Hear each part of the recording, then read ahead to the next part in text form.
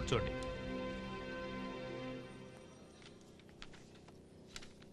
మీరిద్దరూ కలిసి తీయించుకున్న ఫోటోలు ఏమైనా ఉన్నాయా మీ దగ్గర?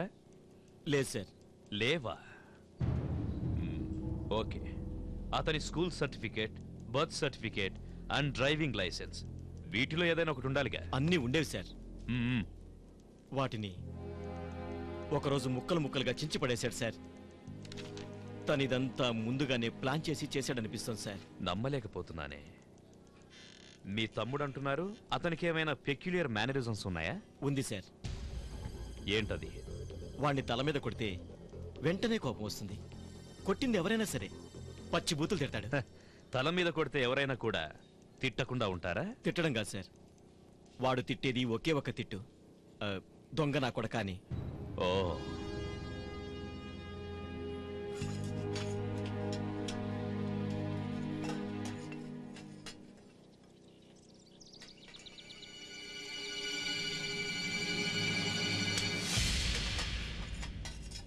ఏందయ్యా ఇదే?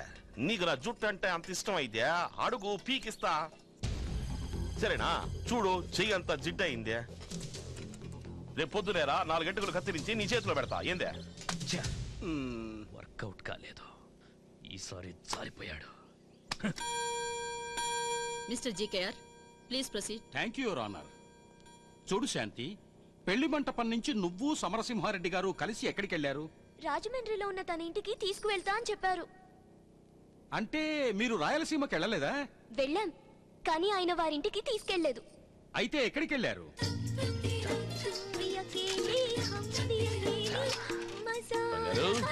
House is ready.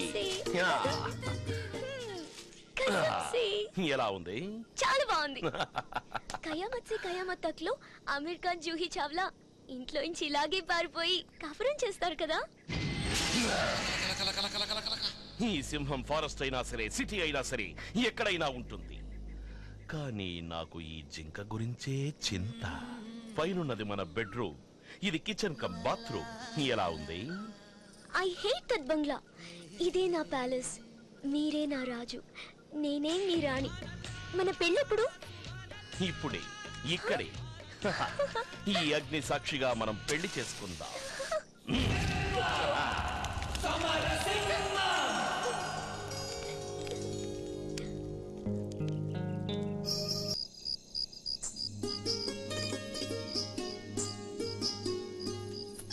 బంగారు, ఏం చేస్తున్నావు? ఉత్సవంలో రేఖలాగా ఈ నగలన్నీ పెట్టుకుని మన ఫస్ట్ నైట్ కి రెడీ అవుతున్నా. వద్దు బంగారు, గుచ్చుకుంటాయి గుచ్చుకుంటాయి. నా సీమలో ఉన్న గోల్డ్ అంతా ఓల్డ్ అయిపోతోంది. కావాలంటే దాన్నంతటినీ కరిగించి నిన్ను మోల్డ్ చేసి ఉంచుతా. అయినా నాకు నిరాభరణ సుందరి అంటే చాలా ఇష్టం. ఈ చీర తీసుకో. రామ్ తేరీ గంగామైలిలో మందాకిని కట్టుకుంటుందే, అలా నువ్వు కూడా కట్టుకుని ఫస్ట్ నైట్ కి రెడీ అయిపో. ఆ బంగారాన్నంతా అందులో మూట కట్టేయి బంగారు. తీసుకోండి.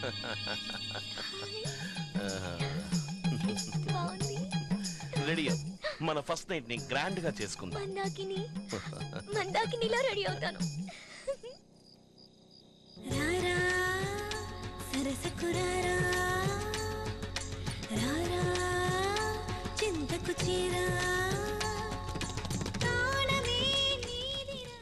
వస్తాడు వస్తాడు అని చాలాసేపు ఎదురు చూశాను, కానీ వాడు రాలేదు. ఈ విషయం అంతా మా అన్నయ్యకి ఎలాగో తెలిసిపోయి మా అన్నయ్య వచ్చేసాడు. రామ్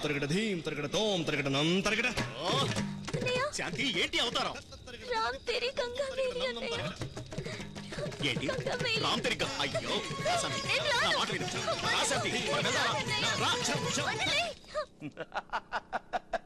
ఇది రామ్ తేరీ గంగామైలి కాదు, గోల్డ్ రెడ్డి చేతుల్లో అయిపోయింది గంగ. బలే. క్షమించండి జడ్జమ్మా, అది కాదు. నీకు బుద్ధి లేదా? తుండు కొట్టించి నిన్ను మోసం చేసి వెళ్ళాడు కదా ఓ స్తిక్క పిల్ల. ఆడేసిన బిస్కెట్లకి కుక్క పిల్లలాగా ఎరకాల వెళ్ళావు కదమ్మా. నీలాంటి అమాయకురాల్ని ఇట్టా మోసం చేయడానికి ఆడికి మనసులా వచ్చింది కాదు. చూడండి ఎంత చక్కగా లక్షణంగా లక్ష్మీదేవిలా ఉంది కదా. పక్కనే నిశ్చితార్థమైన కుర్రాన్ని పెట్టుకునే ఇంకొకడు మరో హీరో కావాల్సి వచ్చాడు. తప్పు కదా. సిగ్గు శరం లాపితే సరే తెచ్చే ఇట్టంటోళ్ళనే. అదేదో కొండ మీద పెళ్ళయిందని అంటోంది కదా, దానికి ఏదైనా సాక్ష్యం ఉందేమో అడగండి. దానికి అగ్గి పెట్టే సాక్షి. ఛా, పెళ్లికి పోయి అగ్గిపెట్టి సాక్ష్యం అంటోంది ఈ అమ్మాయి. ఎంత అమాకరాలు అయింటుందా? ఓయ్ పీపే, అగ్గిపెట్టిని తీసుకొచ్చి సాక్ష్యం చెప్పిస్తావా ఏందే? పోనీ కట్టించుకున్న తాళైనా మెడలో ఉండాలి కదా, అదేమైందే? కడితేనే కదా ఉంటానిక. నీ మీద ఉన్న కోపంతో తాళి తీసి పారేశాను. ఛా, తాళిని తీసి పారేసినావా? ఏంది తాళి ఏమైనా చెప్పులు అనుకున్నావా, ఇంకేమైనా అనుకున్నావా? తాళి విలువేందో తెలుసా నీకో? నీకెలాగో సినిమా పిచ్చి కదా, తాళికున్న విలువేందో నీకు తెలియాలి అంటే మన ఈవీ గారు తీసిన తాళి సినిమా చూడు, అప్పుడు తెలుస్తుంది నీకు తాళికున్న విలువేంది అనేది. క్షమించండి జమ్మా, నేను తాళికి ఎంతో గౌరవం ఇస్తాను కదా, అందుకే 2 మాటలు ఎక్స్ట్రాగా మాట్లాడేశాను. ఈ అమ్మాయికి సినిమా పిచ్చి. సినిమాలో యాక్ట్ చేయడం కోసం ఇంట్లో ఉన్న డబ్బంతా తీసుకొచ్చి ఎవరి చేతిలోనో పెట్టింది. ఆడు ఆకాశంలోని నక్షత్రాలు చూపించి సరిగ్గా నెత్తిన టోపీ ఎట్టి ఆడుకో పారిపోయినాడు. ఈమెకి ఏం చెప్పాలో తెలియక ఈవిడ చూసిన 4-5 సినిమాల్లోంచి పులి, సింహం, కుక్క, నక్క అని ఏవేవో కథలు అల్లిందే. ఇవన్నీ ఒట్టి కట్టు కథలు, ఇవేవి నమ్మే విధంగా లేవు.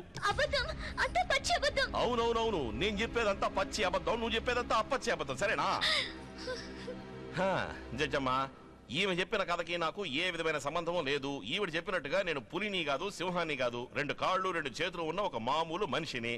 మీరే చూస్తున్నారు కదా, నేను వాణ్ణి కాను, నేను వాణ్ణి కాను, నేను వాణ్ణి కాను.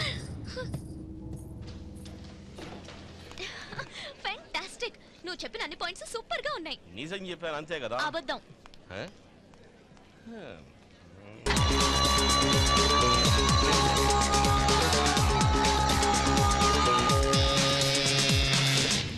ఇదే మా ఇల్లు, రండి సార్.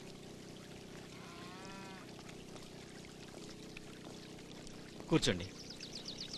ఇంట్లో ఇంకెవరూ లేరా? నేను నా తమ్ముడు తప్ప ఎవరూ లేరు సార్.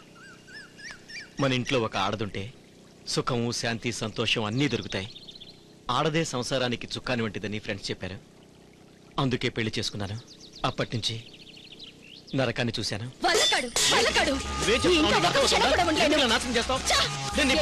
నువ్వు భర్తవా? భర్తనేవాడు భార్య కోరికలు తీర్చేవాడై ఉండాలి. నిన్ను పెళ్లి చేసుకున్నాక భర్తనేవాడు భార్య కోరికలు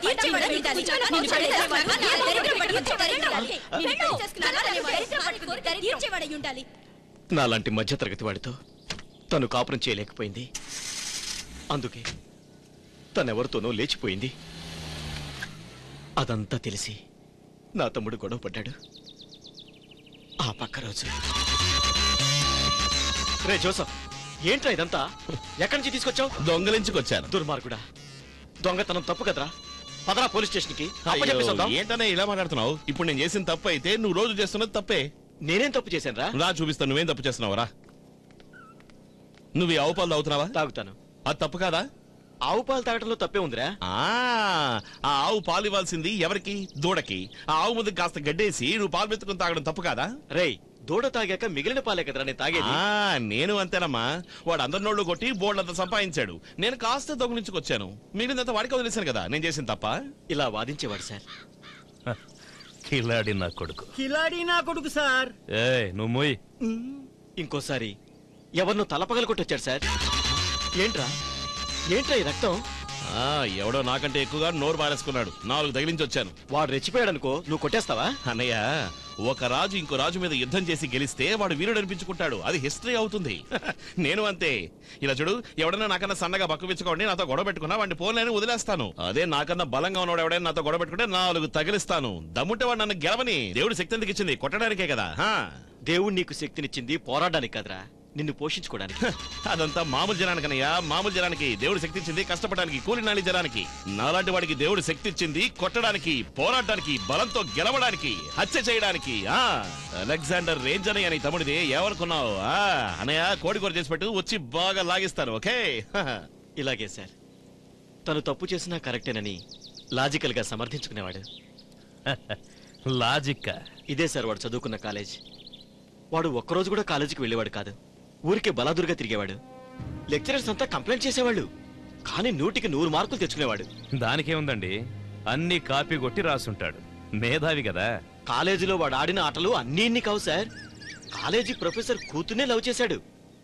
నిజంగా వాడు ఎవరిని లవ్ చేశాడు కాదు సార్. ప్రొఫెసర్ నన్ను పిలిచి మీ తమ్ముడికి బుద్ధి చెప్పు అన్నారు. నేను చెప్పాను సార్, కానీ వాడిని మార్చడం నా వల్ల కాలేదు. దాంతో ఆయన మా చెల్లెలు పోలీస్ డిపార్ట్మెంట్ లో ఉంది, మీ తమ్ముడి మీద సివియర్ యాక్షన్ తీసుకుంటాను అన్నారు. ఏం చేసుకుంటారో చేసుకోండి సార్ అన్నాను. వాళ్ళు ఏం యాక్షన్ తీసుకున్నారో తెలియదు సార్. సడన్ గా అమ్మాయిని వదిలేశాడు. ఇంకేముందండి, మీ ప్రాబ్లం సాల్వ్ అయింది కదా. లేదు సార్, ప్రాబ్లం స్టార్ట్ అయింది అప్పుడు. వాళ్ళ కూతుర్ని వదిలిపెట్టి వాళ్ళ చెల్లెలికే లేనేశాడు. పోలీస్ డిపార్ట్మెంట్ మీదే కన్నేశాడా? అవును సార్. అడిగితే ఏమన్నాడో తెలుసా సార్? అన్నయ్య నీ మీద ఒట్టేసి చెప్తున్నాను అన్నయ్య, ఇంతవరకు నన్ను చూసిన ఏ అమ్మాయి అయినా సరే తలంచుకుని సిగ్గుపడి వెళ్ళిపోయిందనుకో, అలాంటి డీసెంట్ అమ్మాయిని నేను తలెత్తి కూడా చూడనయ్యా. అదే చమక్ చమక్ అంటూ స్టైల్ కొట్టుకుంటూ పోజులు కొట్టుకుంటూ వయ్యారంగా కులుకుతూ తిరిగే బరి తెగించిన వాళ్ళైతే నేనేం చేయనన్నయ్య, వాళ్లే నన్ను వదిలిపెట్టరు. అది నా తప్ప అన్నయ్య. ఇలా రోజు రోజుకి వాడి అల్లరి ఎక్కువైంది. నాకు వాడికి ఒకరోజు చూడు, ఈ వాదనలన్నీ వద్దు. నేను చెప్పేది వింటావా వినవా? వీణాను, ఏం చేస్తావు? ఏం చేస్తానా? ఇంట్లో పోతావా? పోతాను. ఈ ఎవరికి కావాలి? 5 స్టార్ హోటల్ లో బతుకుతాను, పోతాను. చూడు, ఈ డిగ్రీ సర్టిఫికెట్లు అవి నాకేం అక్కర్లేదు. ఇవి ఎందుకు పనిచేయవు? నీ ముందే చించి పారేస్తాను. నువ్వు ఇక్కడే ఉండి ఉట్టి కట్టుకుని ఊగు. నేను పోతానా. ఆ రోజు ఇల్లు వదిలిపెట్టి వెళ్ళిన వాడు ఎక్కడికి వెళ్ళాడో కూడా తెలియదు. నేను వాడిని మర్చిపోయాను. మర్చిపోయిన తమ్ముణ్ణి మళ్ళీ వెతుక్కుంటూ ఇప్పుడెందుకు వచ్చారు? పేపర్లలోనూ టీవీలోనూ వాడి గురించి తెలిసి మనసు ఆపుకోలేకపోయాను. అందుకే వచ్చాను. మిస్టర్ పంచామృతం, కావాలంటే సాక్షిని మీరు ప్రశ్నించొచ్చు. మిమ్మల్ని విషయం అడగనా సారు? సారా? నేను నీ అన్నయ్య రా వెధవా. ఓహో, మీరు నాకంటే వయసులో పెద్దవారు కనుక మిమ్మల్ని అన్నయ్య అని అనుకోవడంలో నాకు ఎటువంటి అభ్యంతరం లేదురండి. అంటే నేను చెప్పేదంతా అబద్ధమా? చా, అట్టాక నేనెక్కడన్నానో మీరు చెప్పిందంతా అరటిపండు ఒలిచిపెట్టినట్టు ఉంది. ఈ కేసులో శాపల్లా సిక్కుకుని విలవెల్లాడుతున్న ప్రతి ఒక్క అమ్మాయిని మోసం చేసింది మీ తమ్ముడు జోసెఫ్ ఫెర్నాండెస్ అని బట్టబయలైపోయింది. వదిలేడా? నువ్వు జోసెఫ్ కాకపోతే ఇంకెవరివి? నేను ఒక హిందువునండా. నా పూర్తి పేరు పంచామృతం. జోసెఫ్, నీ గుండెల మీద చేసుకుని చెప్పు, నువ్వు నిజమైన క్రిస్టియన్ అవునా కాదా? నేను క్రిస్టియనే కాదంటా ఉంటే నిజమైన క్రిస్టియను అబద్ధపు క్రిస్టియను ఏంది సార్? జడ్జమ్మ, మాది నెల్లూరు కాడ బుచ్చిరెడ్డిపాలెం. మా అమ్మ పేరు అన్నపూర్ణమ్మ. నేను పుట్టింది, పెరిగింది, చదివింది అంతా ఆ ఊళ్ళోనే. 2 ఏళ్ల కిందట మా అమ్మ చనిపోయిన కాడి నుంచే నేను ఆ ఊళ్ళో కాలే పెట్టలేదు తెలుసా? సార్, వాడు అబద్ధం చెప్తాడు సార్. వాడు నా సొంత తమ్ముడు. జోసెఫ్, చిన్నప్పటి నుంచి నేను ఎంత ప్రేమగా పెంచాను రా. అలాంటి నన్నే ఎవరో తెలియదంటావా? యువర్ ఆనర్, వీళ్ళిద్దరూ నిజంగా అన్నా తమ్ముళ్ళు అవునో కాదో అన్న విషయం DNA టెస్ట్ చేస్తే తేలిపోతుంది. దానికి మీరు పర్మిషన్ ఇవ్వాలి. గ్రాంటెడ్.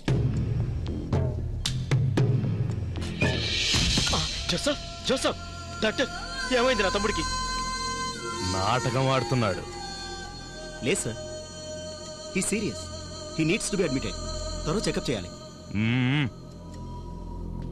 మాది నెల్లూరు కాడ బుచ్చిరెడ్డిపాలెం. మా అమ్మ పేరు అన్నపూర్ణమ్మ. నేను పుట్టింది, పెరిగింది, చదివింది అంతా ఆ ఊళ్ళోనే.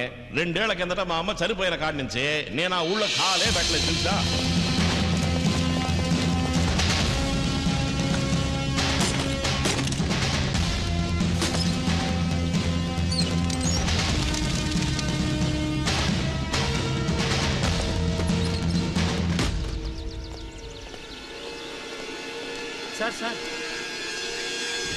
సార్, లోపలంతా వెతికి చూసాం.